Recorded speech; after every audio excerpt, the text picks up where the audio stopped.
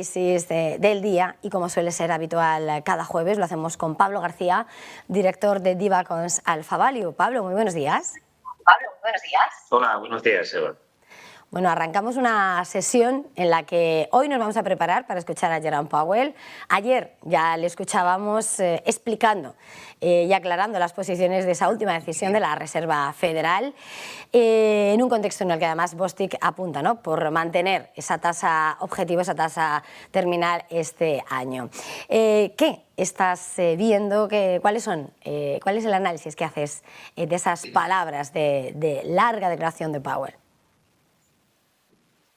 Bueno, por supuesto, el presidente de la Reserva Federal mantuvo, digamos, lo expuesto en la reciente reunión de la FED cuando realizó una pausa en esa senda de la subida de tipos, pero insistió que continuará subiendo tipos y fue algo más agresivo de lo que yo esperaba, ¿no? Es decir, parece que el señor Powell está más en su salsa hablando en el Congreso de los Diputados, y vamos a ver hoy en el Senado que incluso cuando habla en el Comité Abierto de la Reserva Federal, ¿no? Él insistió que continuarán tomando las decisiones reunión a reunión en función de los datos entrantes, pero fíjate, Eva, que dijo que nunca usamos la palabra pausa y no la usaría aquí hoy, dijo ayer Jerome Powell. Bueno, fue una pausa, ¿no? Porque al fin y al cabo no siguió subiendo los tipos ni siquiera 25 puntos básicos, pero llegó a hablar de subir 25 o 50 puntos básicos antes de pivotar, ¿no? E insistió también que la mayoría del equipo de la FED pues espera más apropiado seguir subiendo tipos que no frenarlos aquí, porque las expectativas de inflación pues siguen estando pegajosas, ¿no? Yo diría que más que un caramelo solano, es decir, que ahí parece que te llevas 3 horas y no termina de desaparecer el caramelo, ¿no? Pues parece que Jerome Powell volvió a insistir en este aspecto, ¿no? Pero sí que dijo que tenía sentido que el ritmo de subida de tipos fuera más moderado. Bueno, la verdad es que con la inflación del 4% en mayo, la subyacente en el 5,3%, es normal que esto sea así. Y bueno, pues hablo también de algunos temas de las stablecoins, del estatus del dólar como moneda reserva y algunos otros aspectos un poco más de regulación. Pero en su conjunto quizá son matices, ¿no? Pero estuvo un poco más beligerante, insistiendo que, perdón, que las subidas de tipos no han terminado. Eso podría suponer que a lo mejor Jerome Powell tiene algunos datos en la mano que desconocemos, ¿no? Pero los últimos datos macro, la verdad es que podrían apuntar perfectamente a que esa pausa se mantuviera. El mercado laboral sigue resistente, estamos viendo que la inflación o la desinflación sigue pronunciándose mucho más claro que, por ejemplo, ayer el caso Reino Unido, que fue catastrófico, ¿no? Ese dato en Reino Unido del 8,7% con una subyacente del 7,1% que ha hecho que incluso el consenso, que estaba muy anclado en 25 puntos básicos, pudiera hacer un 50-50 entre 50 puntos básicos y 25 puntos básicos, e incluso tenemos al SNB de Suiza hoy. Es decir, bueno, en resumen, en su línea, pero un poquito más apuntillando que los tipos no han cesado o no hay pausa de momento en la subida de tipos por parte de la FED. Pablo, mirando a lo que nos llega desde Estados Unidos, tengo que hacerme eco de una noticia de última hora, pero al mismo tiempo ahora te voy a invitar a preguntarte por esas tensiones entre Estados Unidos y China que siguen aumentando nuevos capítulos. Noticia de última hora que llega en medio de lo que son las tensiones entre Estados Unidos y China, de la que acabamos de conocer que un barco de la Guardia Costera de Estados Unidos ha navegado por el estrecho de Taiwán en un tránsito que China ha descrito como un alboroto público justo después de que el secretario de Estado estadounidense Anthony Blinken concluyera esa visita de alto perfil y ampliamente analizada a Pekín este fin de semana, que concluía con la reunión con Xi Jinping. Un suceso que habría tenido lugar este martes y que, según la el cúter de Seguridad Nacional, se habría realizado un tránsito rutinario en el estrecho de Taiwán, a través de aguas donde se aplican esa libertad de navegación y de sobrevuelo en alta mar, de acuerdo con el derecho internacional, aunque recordemos que es una zona sobre la que Pekín reclama que sea de su propiedad, un nuevo movimiento que además en ese encuentro con los grandes líderes del gigante asiático señalaron como la línea roja la tienen puesta en Taiwán. Nuevo episodio de tensión que ha llevado en este cúmulo de situaciones que rodean las relaciones de Estados Unidos y China y que además se ha avivado en las últimas horas con ese calificativo de dictador que Biden aplicaba a Xi Jinping y que ha desatado nuevas tensiones importantes, y Pekín habla de provocación política y abierta. Ahora de nuevo con ese tránsito, con esa navegación de la Guardia Costera de Estados Unidos en el estrecho de Taiwán. Es la última hora que llega a nuestra redacción, que informa Reuters a esta hora.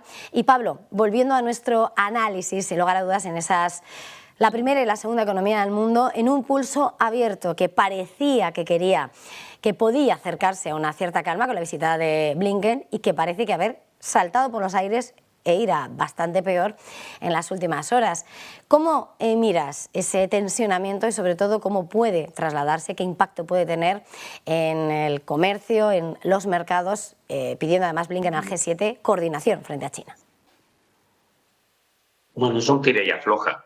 Es decir, una de cal y una de arena con Blinken, que parecía que efectivamente calmaba un poco la tensión, porque decía Estados Unidos que no pedía la independencia de Taiwán, pero que no quería que cambiara el estatus de la isla. Entonces, eso choca con las declaraciones del señor Biden, que yo vuelvo a insistir que tiene un banco en Central Park y que tiene a las palomas esperándole. O sea, yo no entiendo a este hombre cómo todavía sigue al frente, incluso quiere presentarse a la reelección. No puedes mandar tu secretario y después decir que es un dictador. No digo que no lo sea.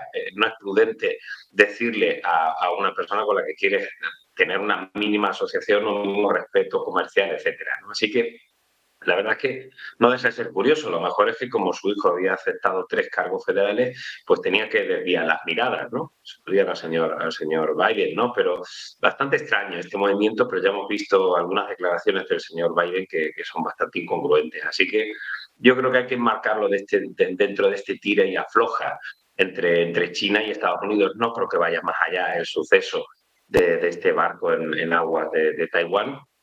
Pero desde luego, al final lo que más nos importa, más que estos datos puntuales, es lo que está haciendo Estados Unidos con la ley de tecnología, ¿no? Es decir, no vas a tener tecnología puntera de ningún país amigo a Estados Unidos, como es Países Bajos, como es Japón, que todos han aceptado el tema de la ley de chips, y que China, por supuesto, pues ya tomó medidas con Micron Technology, por ejemplo, ¿no? Es decir, a mí eso sí que me preocupa respecto al plan tecnológico, pero bueno, yo no hablo de una desglobalización, pero sí es cierto que no hemos ido mucho más allá de la globalización que hemos tenido durante mucho tiempo. Eso tiene aspectos positivos y negativos, pero lo que no podemos plantear es que los precios de un iPhone sean los que son con una alta tecnología si se construyeran en Estados Unidos, ¿no? La globalización es buena para la bajada de precios y para que algunos países en vías de desarrollo pues puedan desarrollar esos productos, ¿no? Yo creo que una de las apuestas más importantes que tenemos en Diva con Favalio claramente es India, ¿no?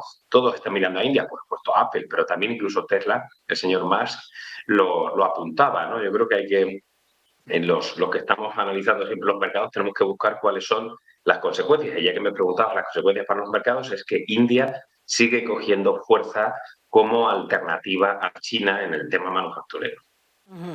Y en ese contexto de tensiones geopolíticas, sobre todo mirando a esos grandes sectores tecnológicos, ¿cuál dirías que es el momento del mercado y hacia dónde apunta esa estrategia de Diva con Favalio? Bueno, es muy complicado. Yo creo que todos los analistas, que levante la mano el que no se haya equivocado este año, que parece una vuelta de la tortilla, que esperábamos que el primer semestre fuera pues un poquito más flojo, ¿no? Que viera los peores datos macro, y el segundo semestre empezar a recuperar y mirar a los cíclicos pesados que hasta ahora lo habían hecho muy mal. Y sin embargo está siendo todo lo contrario. muy complicado el mes de febrero, en el cual la tecnología lo hizo claramente peor, pero tuvimos antes un inicio de enero, después de un difícil diciembre, en el cual los mercados subieron en vertical, al igual que pasó después de la crisis o mini crisis, no sé cómo llamarla, a mediados de marzo, con el sector bancario de mediano tamaño en Estados Unidos y la crisis de Credit Suisse. La verdad es que ha sido complicado prever este año. Para mí, y que lo importante, lo siguiente que es, yo sigo estando muy largo de tecnología, ya lo sabes, ¿no? Al final, 7 valores del Standard & Poor's te marcan el 93,7% del performance. Esto es una barbaridad y que hemos dicho muchas veces que se está menospreciando esa cartera eficiente de Markowitz, diversificada, intentando batir a los mercados. Es muy difícil batir a los mercados si no tienes alguna de las 7 grandes tecnológicas o megatecnológicas o mega big cap tecnológicas norteamericanas, ¿no? Yo creo que tenemos una cierta dificultad para valorar la desaceleración de China, que está ahí, que los inversores están pidiendo más medidas de apoyo y bajadas de tipos, y eso significa un claro decoupling con el resto de economías, y esto nos puede traer que la recuperación de los cíclicos va a tardar más. Si China está apoyando su economía, pero las exportaciones fueron muy malas, los datos de PMI manufacturero fueron muy malos, la producción industrial fue muy mala y todas las casas están revisando a la baja las estimaciones de crecimiento, la desaceleración de la economía está ahí. Y hacer una extrapolación, fíjate, Eva, una extrapolación de la economía norteamericana creo que es un error. Ellos son bastante autárquicos, 70% del PIB viene del consumo, y mucho menos de inversión, gasto público y sector exterior, y también, por otro lado, el consumo energético es interno. Ellos no importan petróleo ni gas. Así que creo que la economía norteamericana va a seguir siendo muy resistente. Seguimos apostando más por el mercado norteamericano que por el mercado europeo o Hong Kong o incluso Brasil, algunos países que no lo están haciendo especialmente bien este año. Seguimos muy sorprendidos con Japón. La verdad es que a mí yo me equivocaba. Yo, si me hubieran dicho que Japón iba a subir un 28% cerrando el primer semestre, no lo hubiera pensado en absoluto. Pero en cuanto a sectores sí nos ha ido muy bien. Estamos cortos, todavía infraponderados de cíclicos pesados, de real estate. Ya sabes que las inmobiliarias hemos sido muy cautelosos con ellas. Y tenemos algunas dudas con los sectores de consumo, autos, retailers, incluso el sector lujo, que apalancó su crecimiento y su performance en la reapertura de China, pero si China ahora empieza a tener unos datos mucho menos concluyentes, podríamos tener algunas ciertas dificultades para que las compañías del sector lujo sigan manteniendo unas cifras que hasta ahora, hay que decirlo, han sido extraordinarias. Yo ayer estuve reduciendo posiciones, por ejemplo, en Louis Vuitton, que nos había ido especialmente bien, y todavía no he reducido exposición a tecnología, porque hasta ahora las 3 grandes que tengo en cartera y triplicando las posiciones del resto, como son Apple, Alphabet y Microsoft, pues bueno, nos han funcionado francamente bien.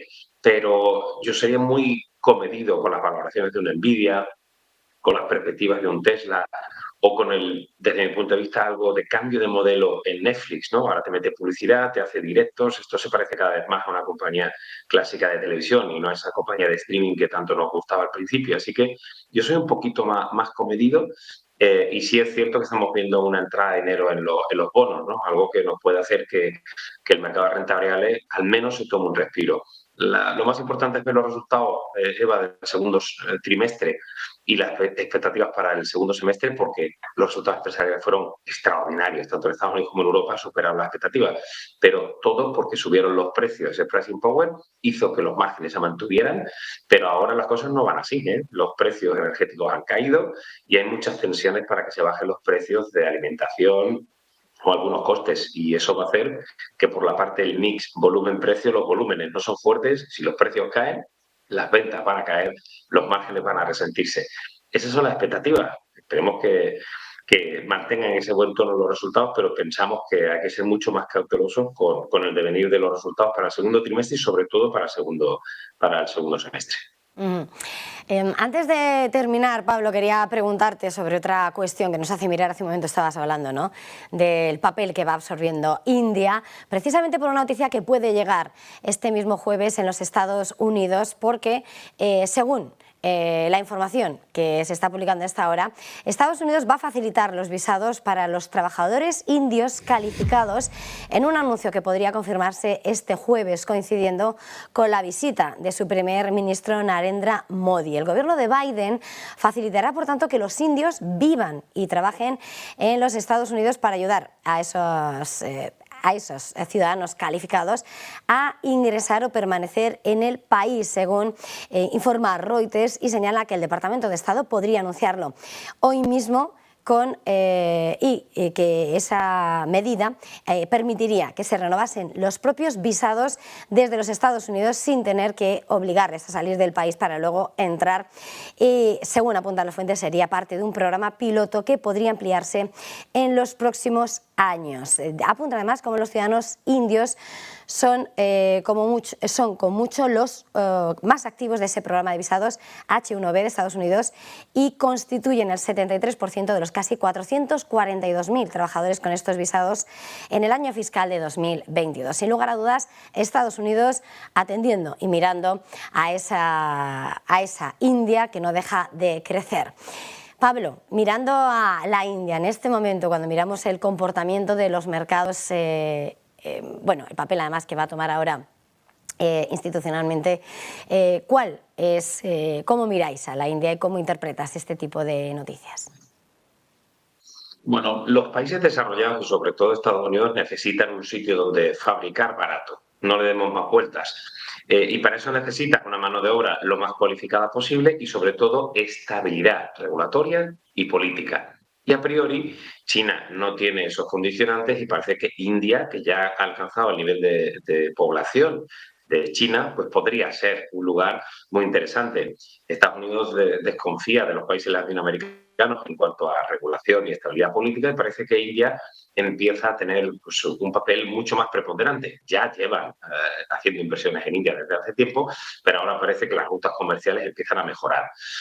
Nuestra apuesta ha sido hemos comprado un ETF, el INR Espacio FP, que es un MSCI India que está en euros, digo, por si a algún inversor le interesa, y hace 2 o 3 meses tocó mínimo por las caídas del grupo industrial Adani, y ahora ha ido recuperando y las plusvalías son ya importantes y no está en absoluto cotizando en máximos. Y es una historia a muy largo plazo. Cuando digo muy largo plazo, no son 2 semanas, queridos inversores, que a veces cuando hablamos de largos plazos se nos atraganta. Es hablando de años, es decir, este proceso va a ser de años. Incluso el propio Elon Musk, que comentábamos antes, se está planteando también llevar fábricas de producción a India. Yo creo que vamos a ir viendo, ¿no?, paulatinamente más visitas a la India, más reconocimiento de la India y bueno, pues infraestructuras, incluso acuerdos de infraestructura, porque al final esto es como los fondos estructurales de la Unión Europea.